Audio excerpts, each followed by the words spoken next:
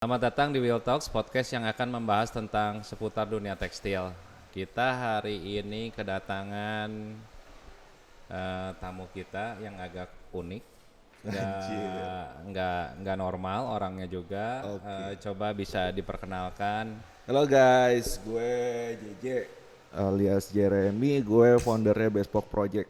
J, Oi, lu teh jadi kapan nih Bespoke mulai eh, bisa cerita dong gimana oke, gimananya cerita awal perjalanan si Bespoke gitu ya. perjalanan dari perih sampai senang atau gimana? Masih belum senang sih. Oh belum. Belum. Tapi menuju mungkin ya. Oh, Oke. didoakan kita. Didoakan Ya, ya. ya. Jadi basically-nya gue dari tahun 2015 si Bespoke itu. Tapi sebenarnya gue main denim sebelumnya udah lama cuy. Jadi dulunya gue ya Tyler, bener nama si Bespoke Project itu artinya custom made. So lu datang, lu milih bahan, dia tuh diukurin spesial buat lu cuy. Ya. Oke, dari situ dengan seiringnya waktu, ternyata dalam bisnis custom itu wanjing, men, PR.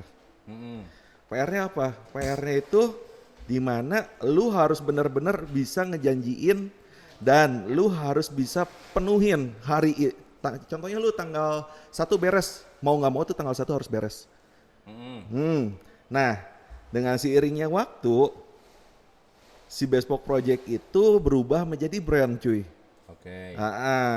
Lalu ya sekarang apa ya si Bespoke ya gue sempat lupain dulu tuh si custom made itu gue lupain selama kurang lebih 3 tahunan. 3 tahun gue lupain dan sekarang gue balikin lagi tuh Karena fokus ke custom brandnya. ready stock. Ya, Ready stock. custom ke ready stock ya. Ya dari custom ke ready stock. Tapi seru sih main dalam dunia custom itu. Lo dari bahan 1,5 meter yang artinya itu apa ya? Mungkin dalam dunia tekstil 1,5 meter itu nothing. Bener nggak sih? Tapi Ya. itu bisa jadi duit. Oke. Karena duit pas-pasan, otak lo jadi berpikir cuy. Jadi lebih cemerlang. Jadi gitu. lebih cemerlang gitu. Sebenarnya makna brand Bespoke sendiri tuh kenapa sih bisa jadi namanya Bespoke gitu? Oke, namanya itu emang aslinya tailor made cuy. Custom made. Nggak ada arti atau meaning gitu dari nama si Bespoke. Namanya tuh ya karena emang basically-nya dulu kita lahir dari tailor sih. Oh, jadi pilih nama tersebut tuh nggak ada arti spesial atau? Nggak ada sih sebenarnya, itu lebih custom made aja. Dan nama bespoke itu umum sih. Lo ke luar negeri, lo ke US kemana bespoke banyak lah gitu. Ya sampai endingnya ya udah deh di sini. Nggak ada meaningnya sama sekali, maksudnya kata-kata si Bespoke itu? Meaningnya lebih ke custom made, udah just it. Custom made. Yes. Oke. Terus kalau hashtag itu lo yang selalu ada tulisan tuh di hang tag lo atau Oh ya, clean jeans arboring. Iya. Oke, clean jeans arboring itu pada satu masa gue ngelihat jeans itu semua polos. Pada tahun 2016, 2017 tuh gue ngeliat jeans tuh polos semua plain raw denim atau pokoknya polos deh. Oke. Dia tuh gue ngeliat di sosial media gitu, orang-orang luar tuh udah main ke arah paint art, dia tuh udah main ke arah patchwork, udah ke arah mana. Kayaknya kita juga bisa deh melakukan itu. Dan udah deh gue bikin aja hashtag clean jeans arboring, dan ternyata antusias yang dari hashtag clean jeans arboring itu jadi ngebentuk karakter brand lo. Ngebentuk karakter brand lo yang dimana jeans polos itu udah menjadi core bisnis sih sebenarnya jeans polos. Tapi di satu sisi ada orang yang ingin tampil beda. Oke. Nah, gimana cerita ada beberapa orang itu yang bisa tampil beda itu, lo dari jauh aja bisa ngelihat oh ini mah jeans si Bespoke. Gitu Jadi cuy. udah punya soul, udah punya karakter ya, si Yes. Bespoke tersebut ya. Sebenarnya dari awalnya kenapa lu langsung ke jeans atau gimana itu? Emang basically-nya gini cuy ceritanya. Pada tahu itu tuh gue tuh susah nyari jeans. Gue pribadi gue susah nyari jeans. Kalau ada itu mahal. Ya. Pas zaman kuliah duit 2 juta beli celana jeans zaman Nudi, zaman Subi mahal Nudi. kan. Lalu ya udah deh. Sampai ending pointnya tuh gue ke Cihamplas Ciamplas, dia tuh gue ngeliat Tyler Jeans. Bukan Tyler sih, dia depan tukang permak gitu-gitu. Dia tuh, Mas bisa gak sih bikinin jeans buat gue? Bisa. Oke. Lalu ya gue coba uji coba di situ. Lalu gue menyukai bidang itu. Gue menyukai bidang itu, gue menemukan experience baru lah. Ya. Nah, karena dulu pas gue zaman SMA itu di kota gue di Bogor itu dia banyaknya pengrajin sendal, bukan pengrajin aparel. Ya. Di saat gue di Bandung itu, gue ngeliat banyak pengrajin aparel dan salah satunya denim. Itu membuat wah ini experience baru gitu, ini seru kayaknya. Ya. Gitu. Terus yang gua denger ya, lu tuh penjualan tuh hampir pertamanya 100% online ya? Yes. Marketplace. Belum, zaman marketplace cuy. Zaman dulu itu lu masih ke WhatsApp, direct dari Instagram atau dari sosial media lain kayak Twitter atau Instagram, belum ada zaman TikTok dan lain-lain. Itu direct ke si WhatsApp. Jadi lu nggak punya toko dulu ya? Belum. Ada sih sebenarnya gini. Toko gua itu bercampur aduk dengan mesin jahit. Bercampur aduk dengan penjahit. Ya pokoknya semua jadi all in lah gitu. Oke. Lalu 2019 juga gue punya toko cuman kecil, cuman garasi rumah gue itu dia modif jadi toko. Tapi di satu sisi kemarin itu gue merasa kayak gue harus beranikan diri untuk membuka toko offline, official lah gitu. Jadi kalau orang lain kan dari offline ke online. Yes. Ya jadi biasanya buka toko dulu nih, mereka buka toko baru mereka bikin toko-toko di marketplace, jualan di IG, ada yang buka web dan sebagainya gitu. Nah kalau lu kenapa kebalik gitu? Karena bikin toko nggak murah cuy. Gitu. Bener nggak sih? Lo hitung deh. Sewa, dekor, pegawai, dia tuh display aset barang. Tapi itu nggak murah cuy. Penting nggak sih kata lu? Maksudnya bikin toko offline tuh penting nggak sih sebenarnya? Kata gue sekarang penting. Penting. Karena at the end ya permasalahan konsumen kata gue itu nggak semua bisa diselesaikan dengan online aja. Ada dia harus mendapatkan dia datang ke satu tempat dia ngelihat ini ada. Oke. Nanti kita kasih klip juga ya toko Bespoke ya yang di Jalan Martanegara ya. Di Jalan Jadi Martanegara nanti kita akan kasih display semacam short clip cuplikan gimana supaya ada kebayang teman-teman mengenai interiornya. Di sana juga ada custom jasanya. Ya, jadi kita di sana itu ada berapa divisi ya. Dari contohnya lo milih bahan lalu diukur. Iya. Itu satu divisi. Yang kedua divisi dari barang lu udah punya nih. Contohnya lu punya jaket. Jaket gue tapi gue bosen nih. Kayak udah disimpan lama gue bosen. Itu bisa dianeh-anehin lagi cuy di tempat gue. Customize lagi. Oke. Nah, customize itu ada bordir, ada painting. Ya. Ada juga patchwork. Nah, jadi ya tergantung lagi selera orang. Ada yang berani tampil beda, ada yang suka yang polos-polos. Kembali lagi selera. Berarti sekarang customize-nya hanya by incoming ya? Buat sekarang ini iya, karena untuk online ini gue masih belum menyiapkan, masih belum lah. Jadi kepikiran nanti buat custom tapi bisa online? Yes. Kepikiran ya? Udah kepikiran dan kita juga lagi mau mulai progres untuk segala rupanya lah, karena custom online itu kata gue lebih PR dibanding custom offline. Kenapa? Karena cara orang ngukur aja tiap orang beda-beda. Bener gak sih? Bener. Contohnya pinggang gue 83 contoh. Iya. Kata dia, ternyata realitanya 80. Kata Taylor. Lu mau gimana? Udah beda selisih 3 cm. Dia tuh endingnya konsumen itu cuap-cuap cuy ke kita. Tapi ada satu hal yang menarik yang lu cerita ya. Iya kan? Gua dengar katanya lu begitu buka toko, ada yang nawarin buat invest kayak semacam franchise atau kolaborasi kayak gitu ya? Oke, iya, gue juga nggak tahu sih itu siapa. Itu sebenarnya konsumen. Cuman mungkin ya gue nggak tahu. Dia interest. Jadi begini, basically-nya di offline store gue itu gue dulu tuh datang ke toko baju, datang, dia tuh lu milih, dia tuh lu cobain ke kasir, just it, bener gak sih? Ya. Nah, gue pengen gimana ceritanya konsumen itu dapat experience. Karena di mana setiap kain itu memiliki karakter yang berbeda-beda nih. Minimal si konsumen itu mengerti tentang si fabric atau apapun itu. Ya konsepnya tuh nggak umum gitu. Mungkin kurang ya lebih kurang umum lah. Iya.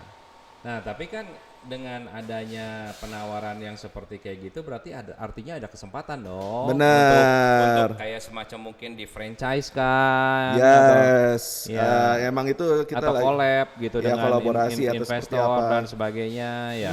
Tapi yang di satu sisi yang lagi kita masih matangkan itu satu sistemnya. Karena sekarang yang jadi permasalahan begini, chain supply gue keputus cuy.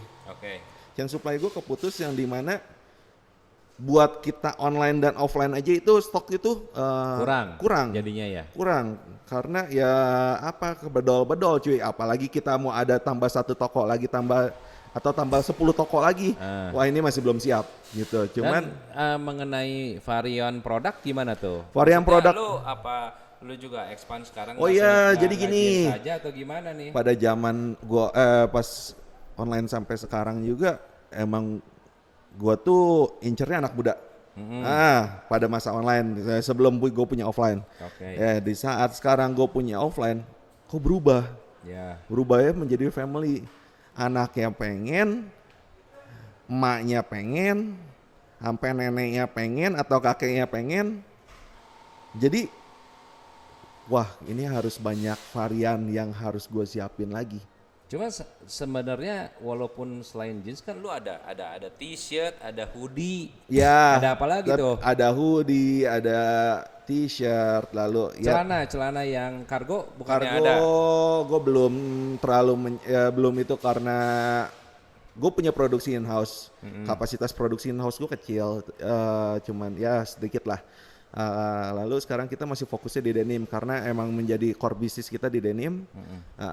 Cuman kalau ada mungkin gue harus mencari mitra sih poinnya. Gue harus mencari mitra yang dimana dia bisa memenuhi. Jadi kalau misalkan ada teman-teman ini yang lagi nonton nih ya tertarik untuk collab ya, supply atau jadi vendor nih ya, mungkin dong. Jadi nanti bisa spill nomor siapa di ini?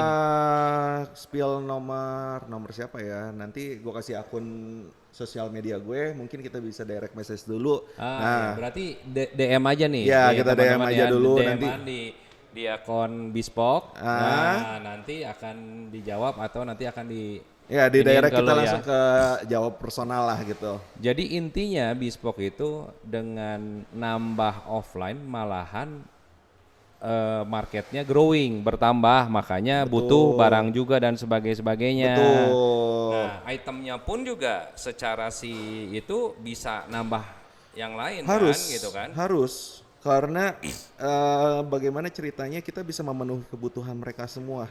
Kayak sekarang kan nggak semua orang suka celana slim. Oke, dia mencari celana apa? Reguler atau dia mencari bootcut atau dia mencari apa, gimana caranya kita bisa memenuhi kebutuhan itu semua.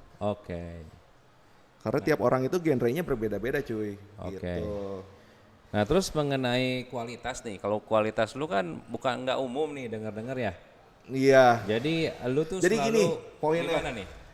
Ambil udah Ya silahkan. Jadi poinnya kualitas. Satu fabric, kita nggak pernah main-main sih dari fabric karena apa ya? Kain itu bisa, gue berpikirnya begini, bagaimana ceritanya produk gue yang dijahit sekarang itu umurnya bisa sampai 10 tahun kemudian, karena itu kain itu nggak boleh bercanda dong. Ya kan? Gue baru inget nih, perasaan gue dulu pernah inget justru barang bekas lu bisa dijual ulang ya? Benar. Cuma satu-satunya loh gue denger jeans yang lu second handnya istilahnya bisa dijual kembali. Jadi pas waktu itu pada masa lebaran cuy dongengnya, ceritanya ya masa lebaran, bulan puasa kita kehabisan stok. Kehabisan stok banget lah pokoknya, udah anjir kita bingung mau jual apa. Tapi masih ada waktu. Bingung kan lu ngapain kan, gabut kan. Sampai endingnya gue bikin konten tentang siapa nih yang punya celana bespoke, kita bantu jualin. Dan itu works cuy. Itu juga karena ketidaksengajaan gitu men. Dan ternyata produk si bespoke itu value-nya itu bagus. Ya malahan bisa lebih mahal Bisa jualnya lebih mahal daripada dia, belinya. Gue nggak minta komisi sepeser pun, gue nggak minta. Ya. Gue nggak minta sama sekali. Tapi mereka sendiri yang menentukan, negosiasi berlangsung dengan konsumen. Kita itu cuman media untuk memasarkannya aja. Oke. Jadi gue bikin satu akun untuk khusus yang barang-barang seperti itu. Jadi lu cuman contohnya lu punya nih, lu tinggal DM, itu lu kirimin foto-fotonya, kelengkapannya apa aja, segala rupa, ya lu jelasin itu kondisinya apa aja, minusnya apa aja, dan itu works. Keren ya itu. Ya makanya dari out situ, of the box ya, benar-benar. Dari situ quality kain nggak boleh bercanda kan? Iya betul. Itu Sewing Construction juga nggak bisa ya bercanda juga gitu. Ya minimal bahan lu bener deh, pola lu bener, bahan lu bener, lalu yang paling sering dimasalahin, paling menjadi disepelein sama orang itu benang jahit. Ya. Bener nggak sih?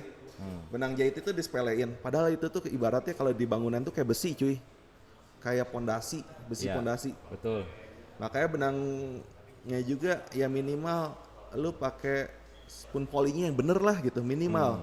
Kalau ekspektasi kalau yang Golden Series gue itu mereka pakai polycore gitu. Oke, jadi untuk kualitas juga kalau ada teman-teman yang mau supply jadi vendor dan sebagainya itu pasti akan disortir secara kualitas. Secara kualitasnya emang kita lebih lebih karena Etian produk itu adalah marketing bisu. Di saat produk lu bagus, marketing lu bagus, produk lu nggak bagus, percuma ya. Mungkin konsumen akan ragu untuk membelinya. Tapi marketing lu kurang bagus, produk lu bagus. Repeatnya nanti yang kurang kalau itunya. Nah, men, lu tahu nggak dalam dunia fashion, apalagi dalam dunia industri fashion, yang paling brengsek itu apa men? Yang dari kacamata gue, quantity order kain. Atau quantity order apapun, bener nggak? Iya. Itu menjadi dilema, dimana gue pengen kain bagus itu kata gue susah. Karena quantity order makan MOQ-nya, bener gitu kan? Iya betul. Itu menjadi memang drama. Isu. Itu menjadi PR. Betul. Yang dimana gini, contohnya kan kita sebagai lokal brand nggak punya duit gede kan? Iya. Duit kita cuma segitu-gitunya.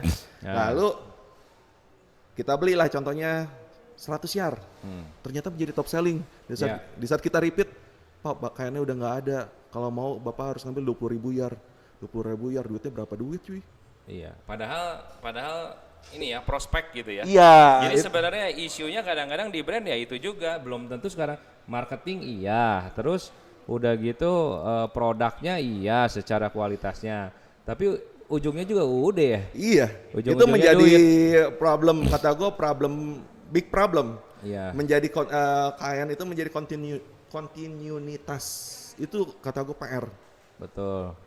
Itu ya mungkin beberapa bukan denim lah. Kita ngomongnya beberapa pabrik kain itu harus memikirkan kepada UMKM gimana ceritanya. Nggak semua mereka menerima dengan barang-barang yang harga murah tapi kualitasnya jelek. Nggak semua sih.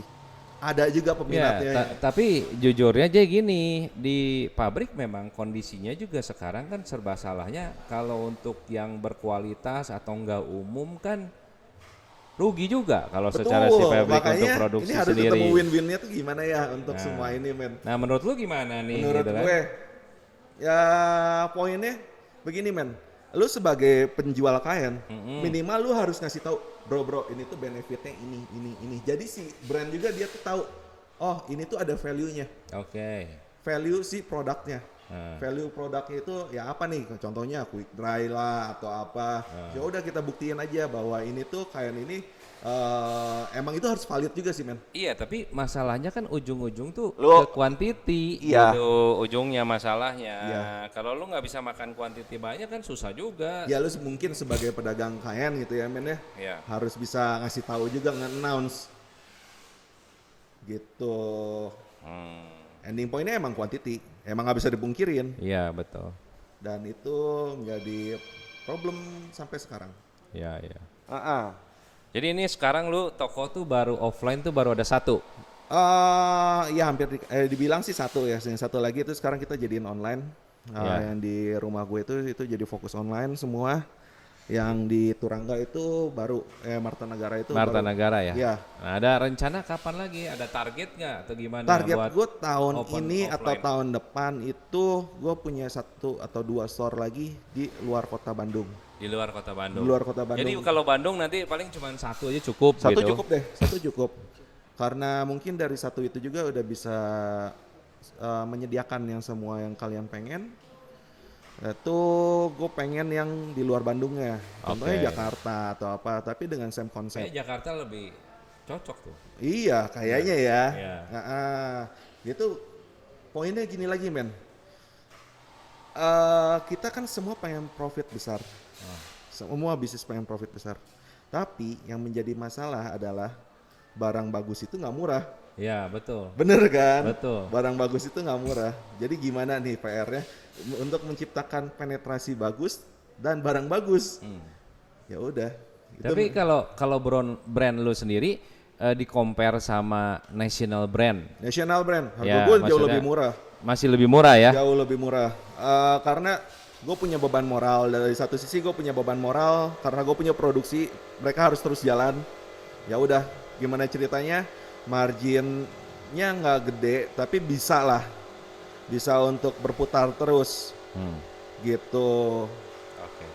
Nah, yang terakhir nih, Apa itu? gimana aja? Lu punya tips sukses nggak buat teman-teman yang mau mulai bikin brand gitu? Oke, tips sukses gue apa ya? Tips sukses gue lebih do by your passion sih. Just it. Oh. Jadi Karena kalau kita ada passionnya kita happy lah. Yes, gitu ya. karena lu gak akan melakukan dengan senang hati. Lu Ngasal kerja, gitu ya lu kerja sampai subuh juga. Ya udah gue happy gitu ngelakuin ya. Iya. Gitu. Oh iya, satu lagi men. Yang tadi hashtag clean jeans are boring. Poinnya seperti ini. Gue pernah kejadian semua produk gue reject semua. Iya. Reject semua. Lalu gimana cerita? Kan itu pakai duit belinya. Belinya pakai duit kan, beli kain pakai duit, washing lu pakai duit segala Betul. rupa. Lalu kita bisa mensustain si barang reject itu menjadi sebuah produk lagi. Itu mah kecelakaan menjadi berkat dong. Iya, salah satunya hashtag clean jeans are boring itu dari situ. Oh, oke. Jadi gimana cerita? Lu bisa berpikir, ini produk nggak bisa jadi celana, tapi bisa jadi apa? Betul. Inovasi harus kreatif lah. Ya. Yes, gitu. Salah satunya seperti itu. Siap. Hmm. Oke. Thank you nih ya buat JJ yang udah Oke, hadir di thank sini. you untuk Jangan lupa inviting like, me. comment, subscribe channel Dunia Sandang ya, DSPN. Oke, Oke, bye. Bye.